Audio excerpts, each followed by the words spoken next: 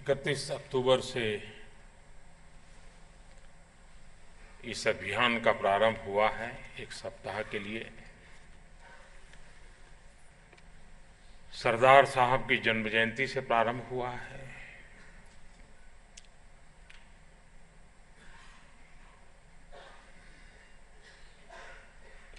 और इस बार इस अभियान में जन सामान्य को भागीदार बनाने का प्रयास हुआ है।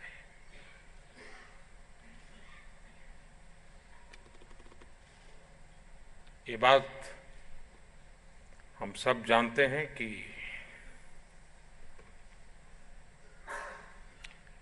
कुछ तो कारण होगा कि 64 में इस व्यवस्था को जन्म दिया गया। उसके पहले शायद जरूरत नहीं लगी होगी। फिर और भी कुछ कारण होंगे कि 2004 में एक नहीं 3 चाहिए, वरना कुछ गड़बड़ होता है, इसलिए 3 मेंबर हो गए।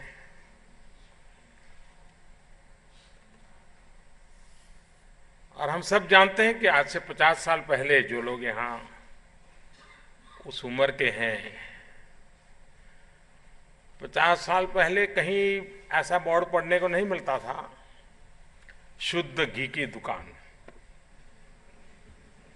बोर्ड ऐसा ही रहता था, घी की दुकान, तो मान लिया जाता था वो शुद्ध ही है।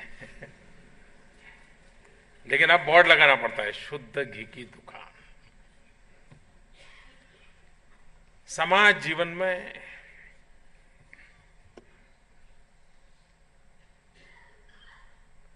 मूल्यों का ह्रास कैसे होता है,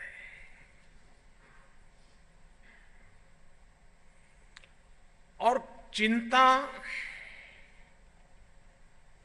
सबसे ज्यादा तब होती है जब समाज जीवन में मूल्यों का ह्रास होता है। हम सब जानते हैं कि आज से 50 साल पहले भी कुछ तो विद्यार्थी ऐसे रहते होंगे जो नकल करते होंगे, चोरी करते होंगे, बगल वाले में देखते होंगे ही। लेकिन वो उस काम को भी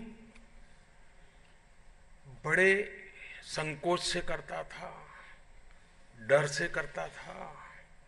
ये भी भरपूर कोशिश करता था किसी को पता नहीं चले कि मैं ये कर रहा हूं।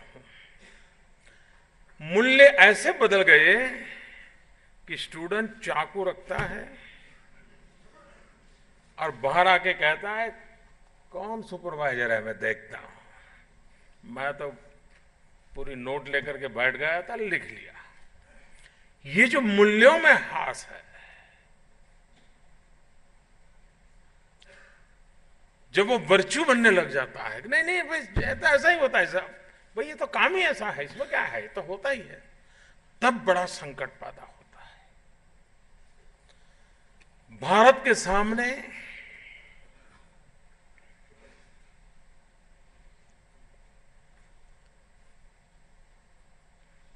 और हम जैसे गरीब देश को ये करप्शन की लग्जरी रास नहीं आ सकती जी। गरीब देश है, कुछ ही लोगों के जेब में सब चला जाए तो सामान्य मानवी उसके हक तक कब पहुंचेगा। और कभी कभार सवाल रुपयों का नहीं होता है, स्वमान का भी होता है। एक इंसान की मजबूरी है, उसके कारण उसको ये करना पड़ रहा है। और इन सारी स्थितियों को बदलने के लिए जन चेतना, सतर्कता,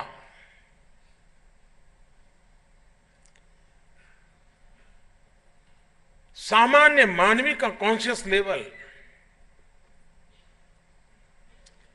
इसको टटोलना हर पल आवश्यक होता है। और तब जाकर के इस प्रकार के अभियानों से हम उस शक्ति को जुटा पाते हैं शायद शायद हमारे सपनों को पूरा करने के लिए काम आ जाए। और हम सब जानते हैं कि इस खेल में जो खेलने के आदी होते हैं वो बड़े समर्थ होते हैं, बहुत कैपेबल होते हैं। अगर परफॉर्मेंस वाइज देखो तो 10 अफसरों में सबसे ज्यादा अच्छा परफॉर्म करने की ताकत उसकी होती है। और इसलिए सरकार में बैठे हुए लोगों को भी जानते हुए भी काम उसको देना पड़ता है, क्योंकि वो परफॉर्म करता है। इसका मतलब ये हुआ कि इस प्रकार के आचरण की जिनको आदत लगी है, इनमें क्रिएटिविटी भी बहुत होती है जी। अद्भुत क्रिएटिविटी के वो मालिक होते हैं। वो ऐसी जगह से खोज लाते हैं, हाँ यहां से हो गया, आप सोच भी नहीं सकते। हम छोटे थे तो चुटकुला सुना करते थे, चुटकुला ही होगा तो यहां रेलवे वाले बैठे हैं कि बुरा ना मान जाए। कोई एक रेलवे के मुलाजिम थे और बड़े करप्शन में माहिर थे और बड़े मास्टर थे वो। अफसर भी तंग आ गए थे उससे, ये इसके कारण हमारा ये विभाग है बदनाम होता रहता है, इसकी कुछ दवाई करो। आखिरकार तय किया कि ठीक है, इसको रेलवे प्लेटफॉर्म पर ट्रेन के आवागमन का जो अनाउंसमेंट है वो ड्यूटी दे दो, और कोई ड्यूटी नहीं। उसका काम यही होगा, वो माउथ पीस पे बोलेगा कि इतने बजे ये ट्रेन आएगी और इतने बजे ये ट्रेन जाएगी, और इन सबको लगा कि ये बड़ा बहुत दिन लोगों को लूटता रहा है, ठीक हो जाएगा। उसको बिठाया वहां, उसको कोई परेशानी नहीं थी, वो बड़ा क्रिएटिव था, बहुत ही क्रिएटिव। उसको जैसे ही काम मिल गया उसने शुरू कर दिया, ट्रेन आते ही कि इस साइज का बैग उठाना है तो 5 रुपया लगता है, इस साइज की बैग उठाना है तो 10 रुपया लगता है, अगर लगेज में 3 चीजें हैं तो इतना लगता है। सारे जो कुली थे वो इकट्ठे हुए कि तुम मरवा देगा।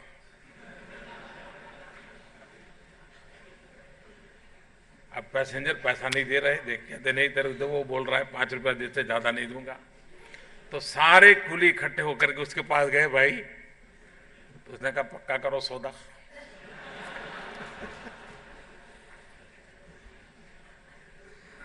हम आपने कभी ऐसी क्रिएटिविटी सोची है क्या? हम मुझे बताइए विजिलेंस कमीशन भी कैसे ढूंढेगा इसको?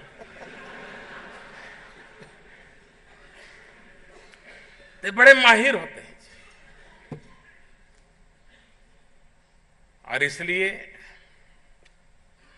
हर पल सतर्कता भर। और मैंने ये भी देखा है जी, ये अपने कामों में बड़े सत्यनिष्ठ होते हैं, उसूल के बड़े पक्के होते हैं ऐसे लोग। मेरा अपना अनुभव है,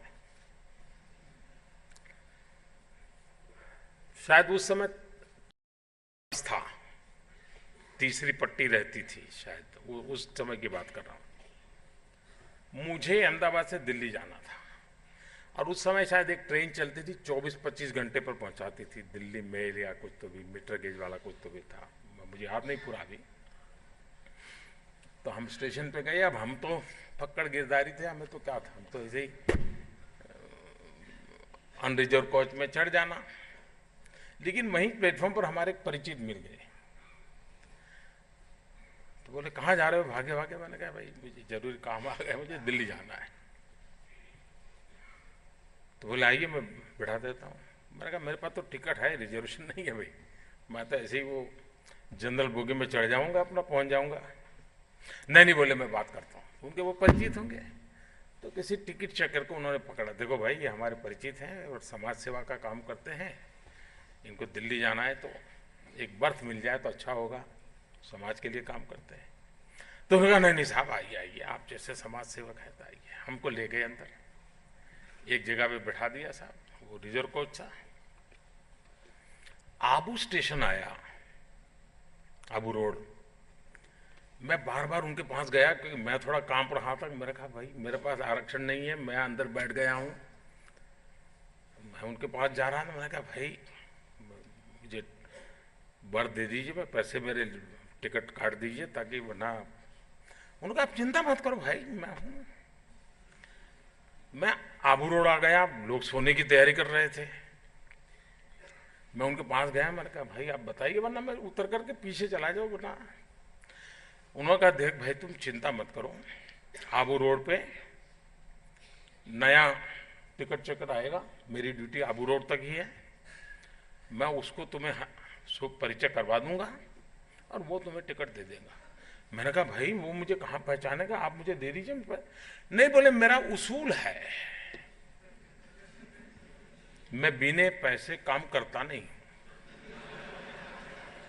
अब तुमको एक ऐसे व्यक्ति ने परिचय करवा दिया है कि मैं तेरे से पैसा ले नहीं सकता हूं, तो मैं अगले वाले को हैंडओवर कर देता हूं, वो बिना पैसे तुम्हें जरूर जो भी टिकट होगा दे देगा। साहब उसूल का ऐसा पक्का इंसान कभी देखा है क्या?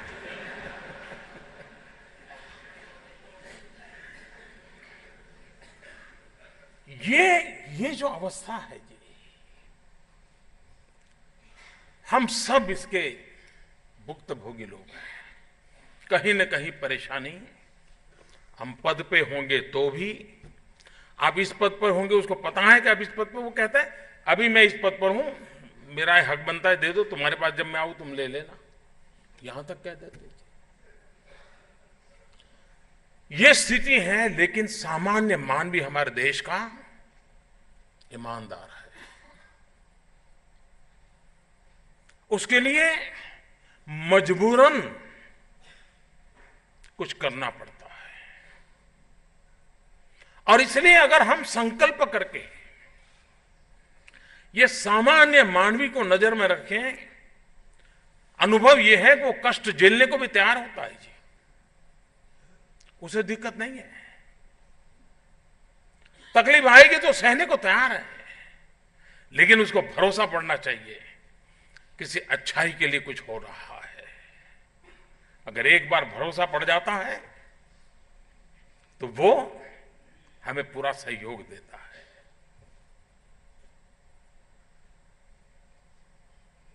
अगर उसके पता हो कि भाई हाँ ठीक है, भाई नियम और कानून से मुझे देना है, उसको कोई दिक्कत नहीं है। हम ये विश्वास कैसे दिलाएं?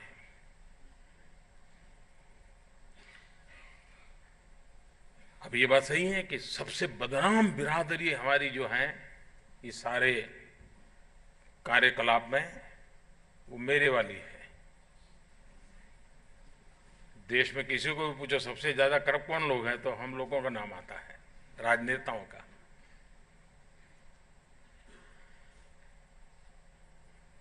और ये ऐसा नाम बड़ा बन गया है कि उसके पीछे सब लोग सब कुछ कर सकते हैं, दिखता वो है, पीछे सब होता है। अब ये परसेप्शन भी सामान्य वाणी को लगने लगा है, छोड़ो यार सब चोर है। ये निराशा का माहौल सामान्य व्यक्ति को इस शुचिता के अभियान से डरा देता है। मैंने सुना है, मैं थोड़ा पूछ रहा था अभी इनको, मैंने कहा ये पंचनामा शब्द हिंदी में है क्या? वो तो बता रहे थे हाँ है। आपने देखा होगा कोई भी घटना होती है तो उसके बाद पंचनामा होता है? आपने कभी मार्क किया है क्या? अगर अफसर ये है तो पंच यही होंगे, परमानेंट पंच। वही अफसर कहीं और काम करेगा तो भी पंच वही होंगे। क्या कभी हमने वेरीफाई किया है क्या कि ये कुनबा साथ साथ कैसे चलता है यार। इसकी ट्रांसफर हो गई तो क्या पंच की भी ट्रांसफर हो गई क्या?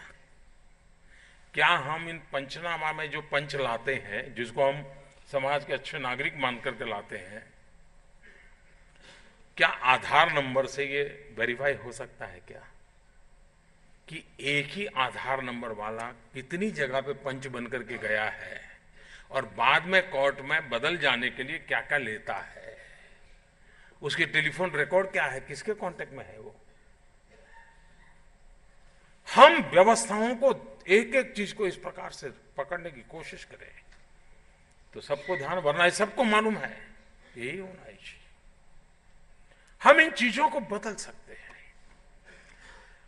टेक्नोलॉजी बहुत बड़ी मदद कर सकती है। इन दिनों आपने देखा होगा, मैं एक दिन हिसाब लगाया था, अभी तो आंकड़े बहुत आगे गए होंगे, सिर्फ आधार नंबर से डायरेक्ट बेनिफिट ट्रांसफर को बल दिया। कुछ तो अभी वीडियो में दिखाया जा रहा था, मैंने हिसाब लगाया 36,000 करोड़ रुपया बचत हुई है, जो कि कहीं और जाते थे। इसका मतलब ये नहीं कि हमने 36,000 करोड़ सरकार के खजाने में रख दिया है, उसको सही जगह पे हमने डाइवर्ट किया है। अगर वो न होता तो वो पैसे किसी की जेब में जाते। यानी कि अगर हम टेक्नोलॉजी का उपयोग करें, भरपूर उपयोग करें, ट्रांसपेरेंसी लाने में, चेक बैलेंस में, ये बहुत बड़ी अहम भूमिका अदा कर सकता है। कभी कभार हमारे यहां जो साइलो टाइप एक्टिविटी है, उसके कारण एक कानून या एक व्यवस्था का लाभ दूसरे कानून, दूसरी व्यवस्था को नहीं मिलता है, और उसके कारण भी लोग परिस्थिति का फायदा उठाते हैं। आप हैरान होंगे, कुछ ऐसे जागरूक लोग हैं कि जो इतने प्रकार की स्कॉलरशिप लेते हैं और आपको लगता है आपने एक को दिए, हकीकत में एक ही व्यक्ति को 8 जगह से पहुंचती है। जब आधार से वेरीफाई किया तो ध्यान में आया कि इस कैटेगरी का भी ले फायदा उठाता है, इस कैटेगरी का भी उठाता है, इस कैटेगरी का उठाता है, और दूसरे 7 जो हक वाले थे वो रह जाते हैं। अगर हम व्यवस्था को टेक्नोलॉजी के माध्यम से अगर जितना ज्यादा ठीक कर पाएंगे तो संभावना है कि हम सामान्य मानवीय के जो हक की चीजें हैं उसको शायद देने में सफल होंगे। मैं जब एक बार देख रहा था चंडीगढ़ का मसला, चंडीगढ़ में बाय एंड लार्ज एक स्तर के ऊपर के लोग बसते हैं, जिनके घर में गैस का कनेक्शन है, जिसके घर में बिजली है, फिर भी चंडीगढ़ को 30 लाख लीटर केरोसिन का कोटा है। मुझे बताइए केरोसिन कहां जाता है जी? तो हमने कहा जरा जरा देखो भाई, जरा बारीकी से देखो। तो उन्होंने आधार, गैस कनेक्शन, बिजली बिल, इन सबको टेक्नोलॉजी से टैली किया। तो ध्यान में आया कि एक सिर्फ 5,000 परिवार ऐसे थे कि जिनको अगर गैस कनेक्शन दे दिया जाए तो चंडीगढ़ को 100 ग्राम केरोसिन की भी जरूरत नहीं पड़ेगी। सरकार ने अभियान चलाया, उनको गैस कनेक्शन दे दिया। आज चंडीगढ़ में 30 लाख लीटर केरोसिन जो जाता था बंद हो गया, जो कहीं डीजल के लिए ब्लैक मार्केट में बिकता था। अब हम चोरों को पकड़ने के लिए कितने ही कमिटियां बना लेते हैं तो पता नहीं कब पहुंच पाते। लेकिन हम एक ऐसे सॉल्यूशंस की तरफ चल रहे हैं तो हम स्थितियों को बदल सकते हैं। हम सबको मालूम है नौकरी पाने के लिए लोगों को क्या कुछ नहीं करना पड़ता, और माँ बाप को भी लगता है यार कुछ भी हो एक बार गवर्नमेंट में घुस जाए, ड्राइवर के रूप में जाए, प्यून के रूप में जाए, कुछ एक बार अंदर गया फिर तो बस बाकी तो अपना कर लेगा। ये विश्वास है माँ बाप को कि ऐसी जगह है, बाकी अपना कर लेगा। बहुत से लोग हैं, बेटी की शादी करनी है तो यार देखो तो भाई कहीं पीडब्ल्यूडी वाला कोई क्लर्क पर मिल जाता है क्या। ये समाज का जो परसेप्शन बना हुआ है। हमने आकर के एक फैसला किया कि भारत सरकार में वर्ग 3 और 4 नो इंटरव्यू। अब मुझे बताइए साहब, ये इंटरव्यू वाली क्या कमाल है। हम क्या इतने बड़े महान एक्सपर्ट है क्या कि 30 सेकंड में तय कर ले कि हाँ ये अच्छा है और बुरा है। एक इंटरव्यू होता है 30 सेकंड से ज्यादा मैं नहीं मानता एक उम्मीदवार को मिलता होगा ये वर्ग 3 और 4 में। इसका मतलब कि नौकरी किसको मिलती है? जिसकी कोई सिफारिश करने की व्यवस्था होगी। सिफारिश कहां से होती है? तो सिफारिश वाया जेब होती है। हमने कहा भाई चलिए, हो सकता है 5-10% ऐसे लोग आएंगे जिनकी इस काम के लिए भी क्षमता नहीं है, लेकिन कम से कम बुराइयों से तो हम व्यवस्था को बचा सकते हैं। और आज भारत सरकार में वर्ग 3 और वर्ग 4 इंटरव्यू की परंपरा समाप्त कर दी। उसके मेरिट के आधार पर देखो भाई, जो टॉप के हैं उनको एक बार ले लो। गरीब विधवा मां के घर में जब बेटे का ऑर्डर का कागज आ जाएगा उसको संतोष हो जाएगा। ये संभव है, ये संभव है। दूसरा, सरकार में सीक्रेसी नाम की जो चीज है वो भी कभी कभी बड़ा खतरा बन जाती है। कोई कानून हम ला रहे हैं, ऐसा सीक्रेसी मेंटेन करते हैं, यानी एक चैम्बर से दूसरे चैम्बर डिपार्टमेंट का होगा फाइल, उसको भी पता नहीं चलना चाहिए। कोई आएगा तो बंद कर देते हैं। मैंने कहा क्यों भाई? हमने कहा ये जो ड्राफ्ट जितने भी है वो पब्लिक डोमेन में रख दो, let the people debate. Interested group मैदान में आएंगे, वो कहेंगे साहब ये गलत कर रहे हो, दूसरा कहेगा ना ये गलत कर रहे हो, तीसरा कहेगा ये अगर होता है तो कम से कम ड्राफ्ट तो ठीक बनेगा। और आज इन दिनों आपने देखा होगा कि भारत सरकार ऐसे जो भी कानून के लिए सोचता है उसकी ड्राफ्ट कॉपी ऑनलाइन करने का आग्रह रखा है। और उसका परिणाम ये हो रहा है कि सभी इंटरेस्टेड ग्रुप्स अपना इनपुट देते हैं। उसके दो फायदे हैं, कोई वेस्टेड इंटरेस्ट कारण से कोई रचना हो रही है वो अटक जाती है, और दूसरा कभी ईमानदारी से भी ध्यान में आते हैं, 2-4 पहलू छूट जाते हैं। पब्लिक के इनपुट के कारण वो छूटे हुए पहलू भी इनकॉर्पोरेट होते हैं, और कुल मिलाकर के एक आवश्यक योग्य कानून की दिशा में हम कदम रख सकते हैं। उस दिशा में हमने कदम उठाया और उसका पॉजिटिव लाभ मिलता है। तीसरा, मैंने देखा है कि इस समस्या की जड़ में एक चीज है, वो है डिस्क्रिमिनेशन। हम जब नियम बनाते हैं जिसमें एम्बिग्युइटी रहती है, इसका अर्थ यह भी हो सकता है, इसका अर्थ यह भी हो सकता है, फिर तो वो करप्शन के लिए द्वार खोल देता है। और इसलिए स्टेट पॉलिसी ड्रिवन होना चाहिए। इंडिविजुअल के विम के आधार पर स्टेट नहीं चलना चाहिए। और अगर स्टेट पॉलिसी ड्रिवन है तो इफ्स एंड बट्स के लिए बहुत सीमा मर्यादाएं आ जाती हैं, और जहां पर इफ्स एंड बट्स नहीं होते हैं वहां डिस्क्रिमिनेशन के लिए किसी को स्कोप नहीं रहता है। ब्लैक एंड व्हाइट में घर बैठे वो कह सकता है ये मेरा हक का है, ये मेरे काम का नहीं है, मुझे नहीं मिल सकता, मुझे जाने की कोई जरूरत नहीं है। और हक में जिसकी प्रायोरिटी होगी उसको आएगा।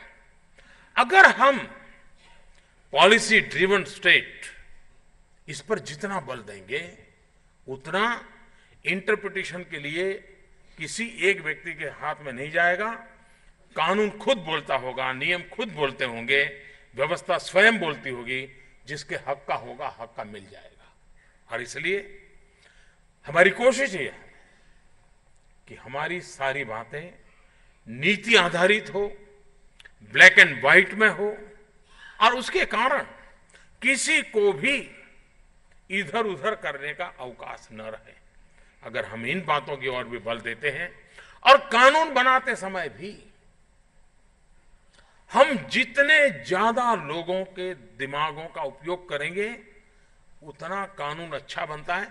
सिक्योरिटी कोई मैटर नहीं करती है। वो 30 दिन 40 दिन अगर मान लीजिए कानून पहले पता चल गया तो इससे कोई बहुत बड़ा, हाँ ये बजट जैसे प्रावधान होते हैं जिसमें संभालना पड़ता है, वरना कोई पहुंचा हुआ इंसान मार्केट में जाकर के अपनी दुनिया खड़ी कर ले। लेकिन जो चीजें सालों से चर्चा में है, या तो किसी न किसी रूप में कानून में पड़ी हुई है, लेकिन सुधार की आवश्यकता है, ये चीजें तो ऐसी हैं जिसमें समाज के सामान्य मानवी को जोड़ने से उसमें शार्पनेस आती है, सुचिता आती है, और ज्यादातर वो उपयोगी सिद्ध होता है। और उस दिशा में हमने प्रयास करना चाहिए। हम टेक्नोलॉजी का भरपूर उपयोग का मतलब ये नहीं सिर्फ आधार कार्ड। हम मान लीजिए चेक पोस्ट होते हैं, अब जीएसटी के बाद तो शायद वो संकट में से हम निकल जाएंगे, लेकिन जहां जहां पर चेक पोस्ट पर सीसीटीवी कैमरा नेटवर्क है और फंक्शनल है, कभी कभार तो क्या होता है कि सीसीटीवी कैमरा नेटवर्क तो लग जाता है, वो लगने में इंटरेस्ट होता है क्योंकि बिल बनता है, लेकिन फिर न चलने में भी इंटरेस्ट होता है। तो पहले लगाना बड़े चाव से ताकि काम हो जाए, फिर न चले ताकि काम चलता रहे। और उसका परिणाम क्या होता है?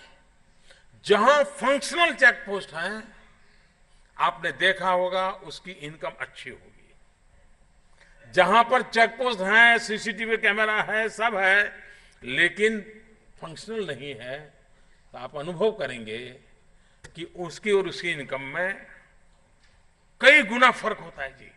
वही रोड होगा, एक किनारे पर एक चेक पोस्ट है, दूसरे किनारे पर दूसरा चेक पोस्ट है, जो व्हीकल वहां गया था वही व्हीकल यहां आया, लेकिन उसकी इनकम 100 रुपया है, इसकी इनकम 500 रुपया है। ये फर्क आता है। हम इन चीजों को कैसे ला सकते हैं? टेक्नोलॉजी का जितना ज्यादा उपयोग करेंगे, पॉलिसी ड्रिवन व्यवस्थाओं को करेंगे, तो हम सुचिता ला सकते हैं। ये बात सही है कि कानून का डर ज्यादातर लोगों को नहीं रहा है। सरकार में भी वो जानता है सस्पेंड हो जाएंगे तो कोई क्या बात है, आधा तो आना ही आना है, 50% तो आना ही है, और बाद में पहले डिपार्टमेंटल इंक्वायरी होगी तो उसको संभाल लेंगे, और डिपार्टमेंटल इंक्वायरी से निकल गए तो फिर वापस आ जाएंगे, तो जो पुराना रुका हुआ है वो भी मिल जाएगा। ऐसी व्यवस्थाओं को एक दूसरे के साथ कनेक्टेड बन गई है कि जिसके कारण जो ईमानदारी से लड़ाई लड़ रहा है, जो ईमानदारी से कुछ करना चाहता है, उसको अधिक तकलीफ होती है। वो व्यवस्था में भी हर एक के आंख में चुभता है कि ये कहां यार अपने डिपार्टमेंट में आ गया, उसको तो कुछ करना नहीं है और हमको जीने देता नहीं, ये मुसीबत आती है। और ऐसी मुसीबत भोगने वाले भी बहुत सारे सरकारी मुलाजिम हैं। उनको मुसीबत इसलिए नहीं कोई बेईमान है, उनकी मुसीबत इसलिए कि वो ईमानदार है। और तब सरकार का काम बनता है ईमानदारों को सुरक्षा देना, ईमानदार को हक देना, और इस पर जितना हम बल देंगे और ट्रांसपेरेंसी से होगा, तो आप देखिए सामान्य मानवी बेईमान नहीं है, सामान्य सरकारी मुलाजिम बेईमान नहीं है जी। बहुत बड़ा वर्ग है जो ईमानदारी से जिंदगी खपा रहा है, लेकिन कुछ लोग हैं जिसके कारण ये पूरा परसेप्शन ऐसा बना हुआ है, और सामान्य मानवी को भी लगता है हो सकता है मेरा काम इसलिए नहीं हुआ है क्योंकि नहीं मेरा हक नहीं था, इसलिए नहीं हुआ कि शायद मैंने किसी को पैसा नहीं दिया। कुछ लोग तो ऐसे रहते हैं, वो बाजार में थैला लेके घूमते रहते हैं, अच्छा तुम्हारा इंटरव्यू आया, 50,000 रुपये में नौकरी हो जाएगी। और ऐसे ईमानदार होते हैं साहब, नौकरी नहीं दिलवा पाए तो 50,000 वापिस देते हैं। अब 100 लोगों में से 5 लोग लेने हैं, तो कोई तो 5 होने ही होने हैं, तो उस 5 के तो 50,000 रुपया उसको आ गए, बाकी 95 के वापिस दे दिए। ईमानदारी का ठेका चालू रहता है जी। ऐसे कारोबारियों ने तबाही की हुई है, और इसलिए कठिन काम है, मैं जानता हूं, लेकिन कोशिश करते रहना चाहिए। बहुत सी बातें ऐसी होगी जो हमारे भी ध्यान में नहीं आती होगी, यार कैसे हुआ होगा, क्या कौन करता होगा, हमें भी पता नहीं चला होगा। लेकिन हम अगर हर लेवल पर विजिलेंट है, हर स्तर पर हम अपनी सकारात्मक भूमिका अदा करने का प्रयास करते हैं, तो क्यूमुलेटिव इफेक्ट, आज भी दुनिया में देश ईमानदार देश है, तो हिंदुस्तान क्यों नहीं हो सकता है? ये ठीक है। अभी सीबीसी बता रहे थे कि हम पहले करीब 100 नंबर के पास थे, अब करीब 76 के पास आ गए हैं। इंप्रूवमेंट हुआ है, लेकिन इतने इंप्रूवमेंट के बावजूद भी हमने संतोष नहीं मानना चाहिए। हमने और अधिक इंप्रूवमेंट के लिए और अधिक सतर्कता की राह पर जाना होगा, और तब जाकर के हम अच्छे परिणाम दे सकते हैं। कि सरकार का मकसद है ऐसी शक्तियों को बल देना, सरकार का मकसद है सामान्य नागरिक, और आप कभी सामान्य नागरिक को असुविधा होगी तो वो सहन करने को तैयार होता है। ये चिल्लाहट करने वाले कुछ ही लोग होते हैं जी, जिनके पैरों के नीचे पानी आता है वो भी हो हल्ला करते हैं। बाकी सामान्य मानवी अच्छी चीजों के साथ चलने के लिए तैयार होता है। हम उन सामान्य नागरिक की ओर देख करके चलेंगे तो अच्छाई को उभारने में हमें बहुत बड़ी ताकत मिलेगी, समाज का भी सहयोग मिलेगा, और समाज का साथ मिलेगा तो परिणाम भी अच्छे मिलेंगे। मैं फिर एक बार जन भागीदारी के साथ सतर्कता के अभियान को आगे बढ़ाने के इस प्रयास का पूरी टीम को बधाई देता हूं, उनका अभिनंदन करता हूं, और मुझे विश्वास है कि सप्ताह भर का प्रयत्न लाखों लोगों को आपके साथ जोड़ने में काम आया है, और अब आप 3 नहीं, आपके साथ लाखों लोग जुड़े हैं और अच्छे परिणाम के लिए एक संभावना को जन्म दिया है। मेरी बहुत बहुत शुभकामनाएं हैं। बहुत बहुत धन्यवाद। पूर्व राष्ट्रपति डॉक्टर राजेंद्र प्रसाद जी ने एक बार सरदार वल्लभ भाई पटेल की जयंती के अवसर पर बोलते हुए कहा था कि जिस व्यक्तित्व ने भारत को एक एकता दिलाई है, भारत को एकजुट करने का काम किया है,